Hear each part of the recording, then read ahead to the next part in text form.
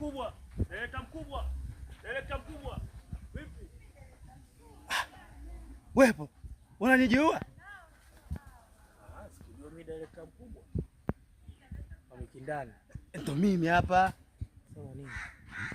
Kile kitambaa ambacho nilichukua siku ile. Mpaka leo sikioni. Wepo. Wewe uliniambia unataka kitambaa chako na nikakwambia uje kistaarabu. Mimi nikachukua kitambaa nikakupa. Nilikupa sikukupa? Sasa wepo, kama nilikupa kitambaa chako kinapoteaje? Hapo ndo sielewi. Ndio mimi nilikwambia. Kama wewe unajifanya mtoto wa mizimu na mimi mtoto wa mizimu, wewe ukasema mimi hapa silo nini? Si nini? Mimi natoka nyumbani Mtwara Mikindani baba wepo. Hakuna shida, mimi unitishi. Nilikukabidhi kitambaa chako. Sasa unaniambia kitambaa si ukione. Mimi nikusaidie nini? Wewe si ndo madi wewe. Mimi ndo mada.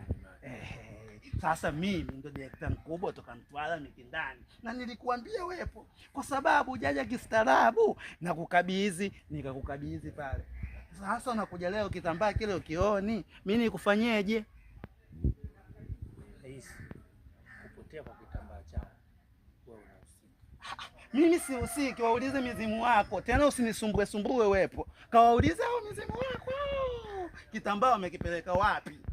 Umenielewa wepo? Na mimi nilikwambia mimi vitu vyangu wewe nikiviamua kuviamsha vya nyumbani kule huwezi wepo. Na hapo bado mimi nina hatari kwenye mambo hayo, kama unavyoona magoli ya chama ya kuumiza yale. Ndo mimi hapa kwenye vitu hivi. Wewe mtoto mdogo Dimadi. Unakitaka kitambaa chako uje kistaarabu nitakukabidhi.